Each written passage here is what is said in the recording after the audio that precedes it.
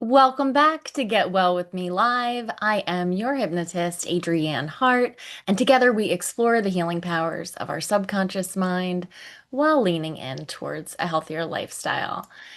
And today I have a little episode prepared with a hot topic, hypnosis. What if it works? I find that when someone's asking me, will it work? Will it work for that? I can notice that they're afraid that it might work. Because think about that habit or that fear. Think about that thing that you want to overcome or you want to change. And then ask yourself, what if it works? What if the hypnosis works? So I can tell you, I'm a person who has a deadly fear of snakes, right? And if I were to release that fear, what would that mean for me? Would that mean that I have to touch a snake? Like, I know it seems kind of silly, but let's say a person has a phobia and they're afraid to fly, and they really want to go across the country or they want to visit faraway lands and have adventures. And there is a part of them that genuinely wants to travel. If they were to overcome that fear of flying, that means they might fly. So it's like there's a wrestling inside of your mind between the pleasure of what it would mean for you to make that change and the unknown, right? Like the unknown. Suddenly you're on an airplane. What does that feel like? Maybe you don't have that excuse or reason to not travel somewhere that you don't want to go. So let's go through a few more examples. Hypnosis. What if it works? In hypnosis, we have this terminology called secondary gain. Secondary gain means that that fear or that habit that you say that you want to overcome or release, that it is serving you in some way. So here are some examples. Insomnia. What if you use hypnosis and it works? Who are you without insomnia? Maybe you've identified as an insomniac for so long that it's become part of your identity. And you think, hey, if I'm not an insomniac anymore, does that mean that I need to be a morning person? That could be scary for someone, especially someone who loathes the idea of being a morning person. Does that mean that you have to wake up and be productive?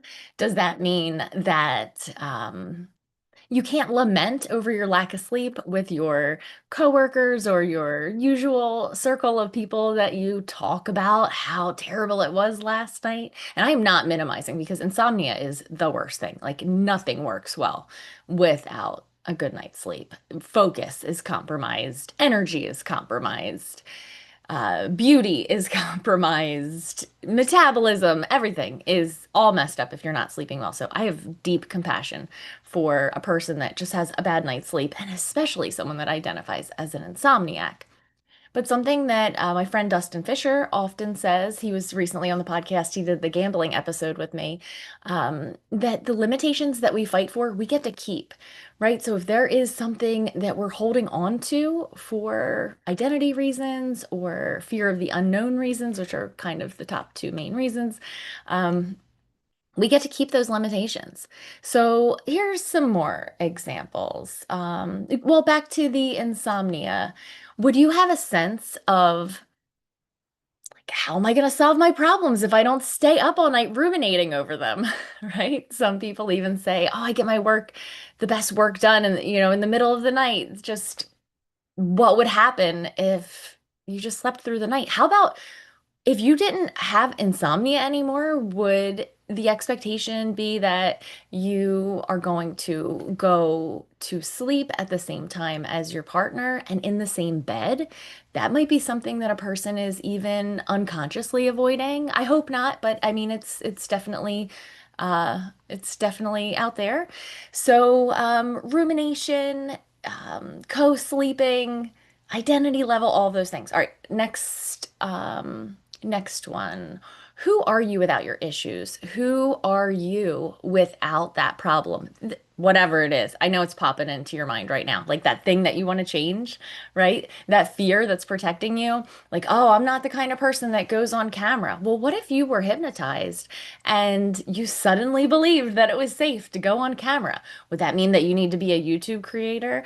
How scary is that, right? Would that mean that people are going to see you? Would that mean that people are going to judge you? Would that mean that you don't have a reason anymore to stay private? Okay, that may or may not apply to you, but I know for a lot of people in the creator community or even just the business community, because this day and age, video is how we connect with people. And cheers to you who is out there keeping it real. Okay, in a world of I mean, I've just, you know what? Separate topic. Maybe we'll talk about that in a little bit. But I've deleted all the social media off of my phone and I've put it on my computer because I just don't see the need to engage with things that aren't even real or to have to wonder if they are. Okay, back on track. Pain. Hypnosis for pain. Does it work for pain? Of course it does. Pain oftentimes is something that is originating in the mind. I'm not saying it's not real. All those things that are happening in our mind, they are real, okay? They are so real. If you think about biting into a lemon, you'll start to salivate. If you start to think about something sensual, you'll have those kinds of feelings in your body. If you start to think about something that you're scared of, you might have a panic attack, right? Like it's real, it's connected, inside out, outside in. It's all one thing. Okay. So who are you without pain? If you were able to overcome, alleviate, or reduce pain, pain that you've identified with for a very long time, something that you've even referred to as yours, as your own, my pain, right? If you find yourself saying my pain, then that means that you own it. And you might not feel comfortable kind of cutting that pain off because just like you don't want to cut off your hand or your leg, right? When you say that something is yours and it's inside of your body, you have to wonder, who am I without that pain? Does that mean I'm expected to exercise? Does that mean that I don't have a reason to stay back when people are taking a hike or doing something physical and outdoors? Who are you without pain? Does that mean that you have to go back to work? Like that's real secondary gain. Like, and again, so much compassion for people who are not able to go to work because of pain. Absolutely. Like I am so with you. I mean, I think physical pain is something we can all relate to. However, someone who has relentless pain day after day, something that they can't escape. Um, who are you if you were to use hypnosis and now this pain is reduced to a level that you can do all the things that you're not able to do right now? Does that mean that you have to show up to the party? Does that mean that you have to work full time? Does that mean that you have to travel back into the office? Like, if there is a benefit to any of these unpleasant things, we have to consider that. So, who are you without pain? Um, who are you without a particular habit? So let's just use an example, someone who is a smoker, right? They identify as a smoker, they smoke. Who are you if you don't smoke cigarettes anymore? Does that mean, or whatever it is that you're smoking, right? Okay. So if you were now to be a non-smoker, does that mean that you lose that friend group? Does that mean that you don't have a reason to take a break at work? Does that mean that when conversations get intense and normally you would just slip out for a smoke, does that mean that you're trapped? What does it mean to be a non-smoker? If your smoking is taking place of an even worse habit, then sometimes there's a fear. I will revert to my old ways or I will gain weight. All of these things. Like, what is the secondary gain from the smoke? And with smoking, there is a lot of secondary gain.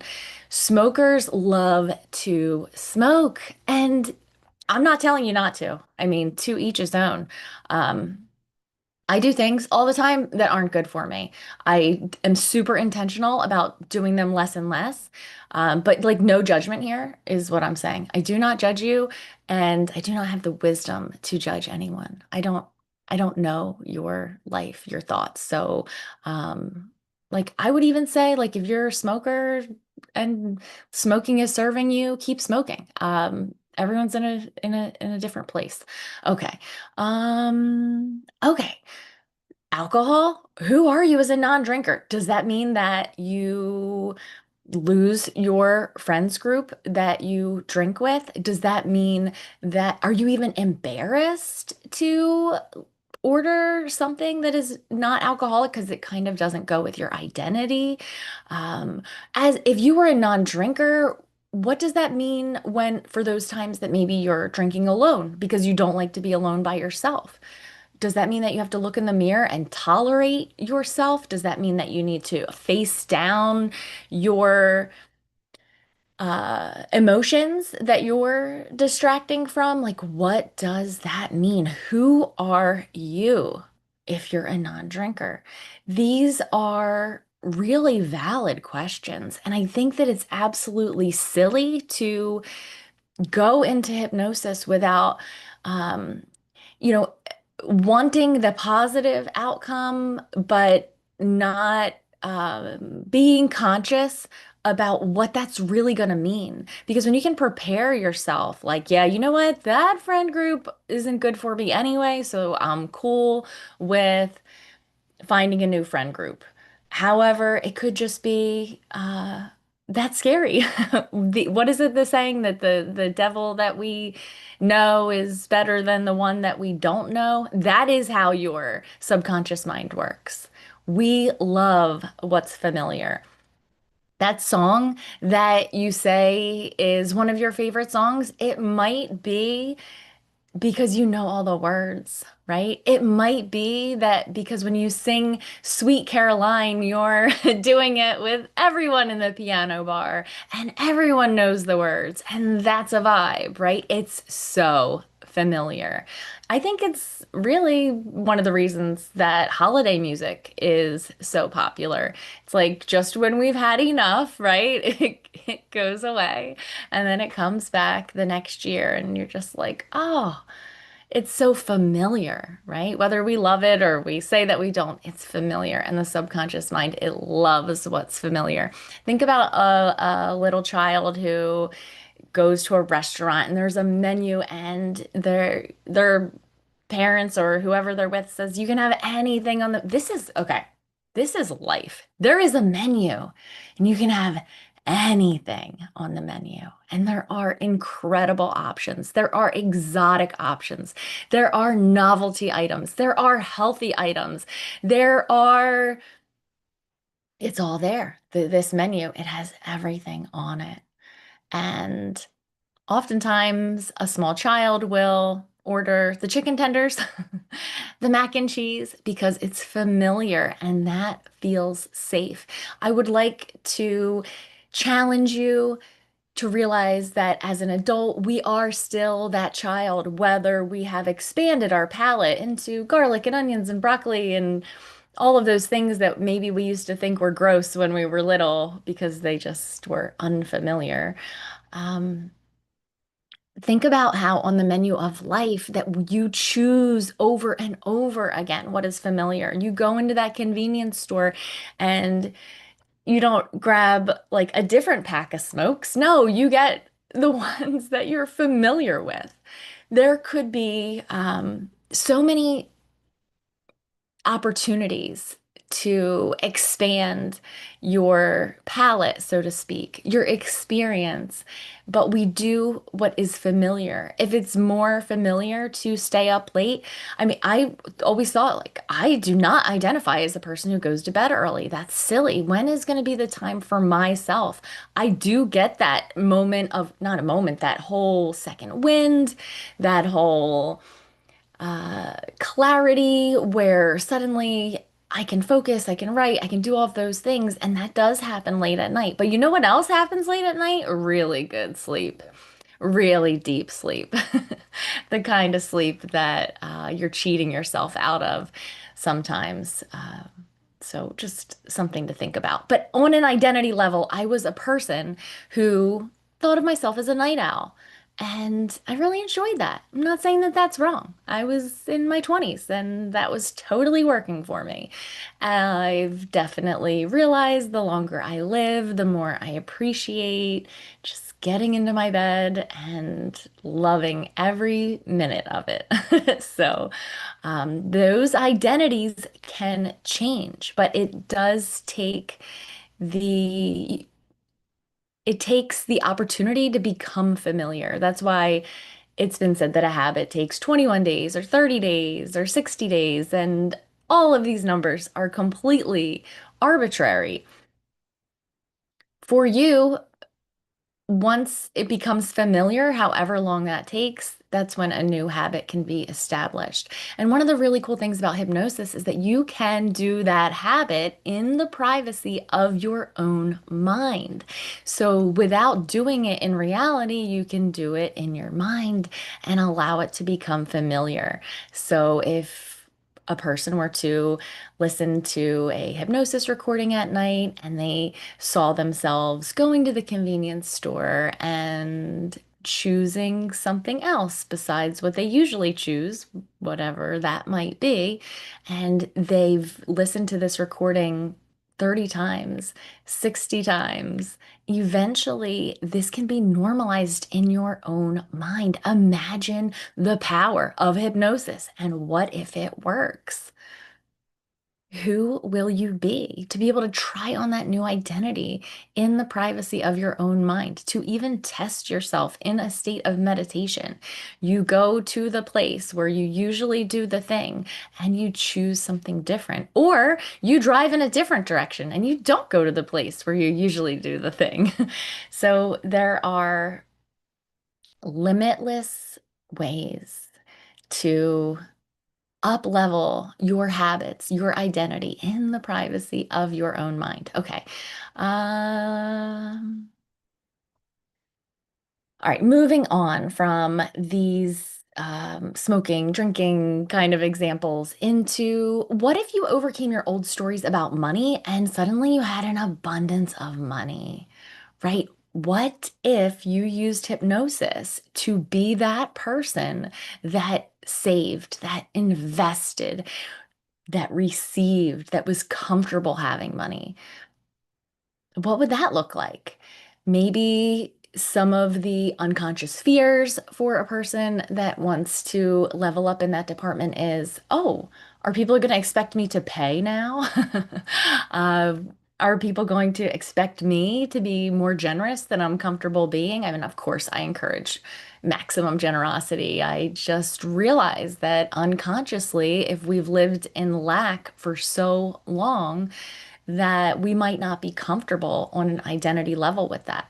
What if your circle of influence suddenly saw you differently because now you're a person who seems to really have their finances together? Does that mean that they feel left behind? Do they maybe judge you and say you're not how you used to be? Um, you've changed, right? And I hope that you have. I hope that you're changing right now. Uh if you're not changing, you're not growing. So chew on that for a minute.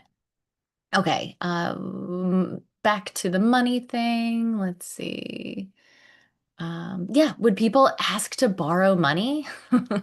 That might be something you're really uncomfortable with. So, just looking under the surface, hypnosis. What if it works? And chew on that. Maybe you've been thinking about, oh, I'm going to try one of these hypnosis recordings, or I'm going to try that Wellness Wednesday group session, or I'm going to work one-to-one with a hypnotist and I'm going to finally overcome this fear, or I'm going to finally lay down that habit. I'm going to finally be my healthy weight. I'm going to finally be a morning person. There is a part of you, a big part of you that is going to resist the idea of that so much that could prevent you from even booking the session. I know for myself, I had these stories about I was afraid to be seen on camera, afraid to be seen online. Of course, I mean, it's super cringe, right? I'm sitting here at my desk talking to a camera and half hoping that the whole world is going to see me and half realizing that that means probably 50% of those people are going to leave nasty comments and judge me, right? Like there is a flip side to every coin. So hypnosis, what if it works? How about this? Hypnosis always works.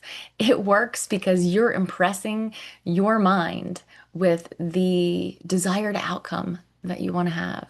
If you do that enough, it will work. And that is not even enough. Okay, so repetition, yes, the unconscious mind loves familiar, but also a person can become traumatized in 1 second because emotions mixed with an impression uh, can be an instant change. So that's why sometimes hypnosis works in one session. If the emotion is on board, or if they're entering a session and they've just had so much pain in their life because they, um, I don't, I'm having trouble thinking of a negative example, but let's say they are in super self-loathing because they did the thing that they swore that they weren't going to do again, whatever that might be. Allow that to come to mind.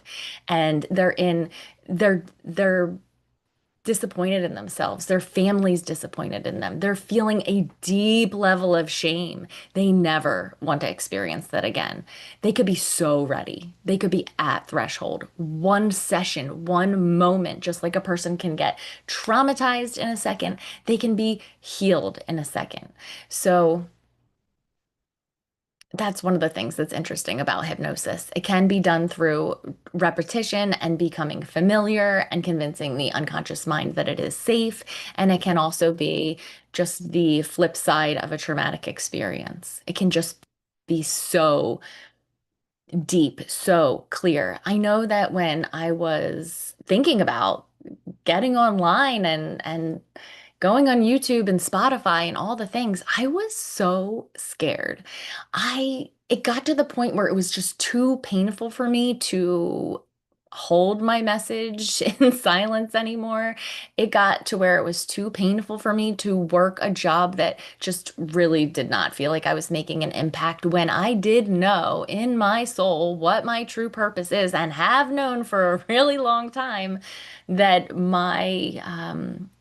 my purpose is to share the power, the empowerment message that you have a mind. Be a good steward of your mind. Use it to create your beautiful life, your your beautiful body, and to be able to use the rhythm, the tone, the cadence of my voice, the metaphors, the analogies, the ego strengthening suggestions, the post hypnotic suggestions, and just meld that all together into beautiful one-to-one sessions and recordings to just share and give away for free with the world. This is my purpose, and I've known that it was, but I was just too scared, right? That. Um, I was scared that the people who knew me and liked me in a corporate setting would not like or approve of this other part of me, even though it's the more real part of me. Um, and so I did just find a hypnotist and I did have just one session and I did have an immediate emotional, vivid breakthrough where I saw myself as like my kind of, I could say my middle school self, in my opinion, the most traumatic phase of life. Uh, and just realized I was so uncomfortable with being seen and I was so uncomfortable with being judged. And also, she made me a recording that I was able to listen to over and over and over again until I simply didn't need it anymore. So, um, I had to ask myself, hypnosis, what if it works? Does that mean I'm going to really start the YouTube channel? Does that mean I'm going to really live stream? Does that mean I'm going to really take criticism from strangers, which I actually can take, by the way. So if you're a stranger and you're watching this and you want to leave me a bad comment, I'm fine with that. But man, when it comes from your family or your friends or your social circles or your church circle or whatever clubs and communities that you're part of, your coworkers, your ex-coworkers, that stuff just really used to mess me up big time, big time. I really had a hard time with that. Anyway, so sorry to make it about me. So hypnosis, what if it works? Who are you when you're your healthy, fit self? Does that mean that you have to go to that gross gym? Does that mean that you don't get to indulge in your favorite foods anymore? And I'm not even having that discussion because I believe that you can be healthy and fit without going to the gym and you can indulge in your uh, indulgent food sometimes. Excellence, not perfection, right? However, like some people that doesn't work for them. They need like a really black and white, all or nothing, super structured kind of a thing. So to each his own.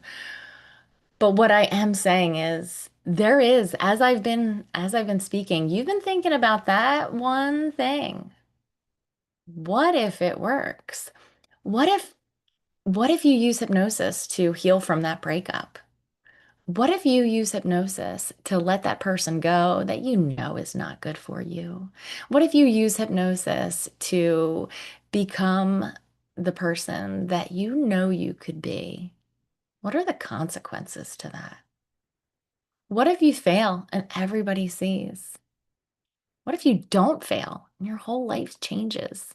These questions, they can be unpacked consciously by you before you engage in a session. You can just simply chew on them throughout the day. You might find yourself zoning out as you're driving or having your lunch, just kind of like staring out into space and thinking, geez, what if it works? So, what if it does work? Okay, so some definitions of hypnosis. So I love definitions of hypnosis, and I guess sometimes they're more of a philosophy. So I added some to close this off with. Um, Hypnosis can be leveraging the nap state for healing and unconscious problem solving. I love that. Unconscious problem solving, giving over that problem to your unconscious mind and allowing it to work it out. Here's another idea of hypnosis, a focused state of attention utilized with intelligent direction of the subconscious mind for a positive reality. I love that. Let's do it again. Hypnosis as a focused state of attention utilized with intelligent direction of the subconscious mind for a positive reality. Or sometimes I like to say an inevitable outcome. Because once you convince that unconscious mind of yours, that that brilliant unconscious mind, that it is safe to make that change, to make that upgrade, to shed that old identity, to step into a new one, and it can start to feel right and it can start to feel familiar in the privacy of your own mind, that change, it can be your new reality. Um, I thought I had one more. Oh, is this hypnosis? A relaxed state of being, inviting communication between the heart and the mind for the purpose of a happy agreement for an optimal outcome. And if you do mini meditations with me, I almost always use this kind of elevator situation where we just like imagine this happy little elevator moving from our heart space up, up, up to our head and back down. We kind of calibrate till our heart and our mind are one, until they're on the same page. And So I don't know. I love that. And I have so many ideas of hypnosis and philosophies of hypnosis. I think one that I shared last time was taking responsibility for the contents of your mind and the reality in which it creates. And when you do know, as my friend Kim said in Wellness Wednesday, something to the effect of that you are the cause and not the effect. Um, Actually, that right there, it would be a great philosophy or definition of hypnosis, being the cause, the cause.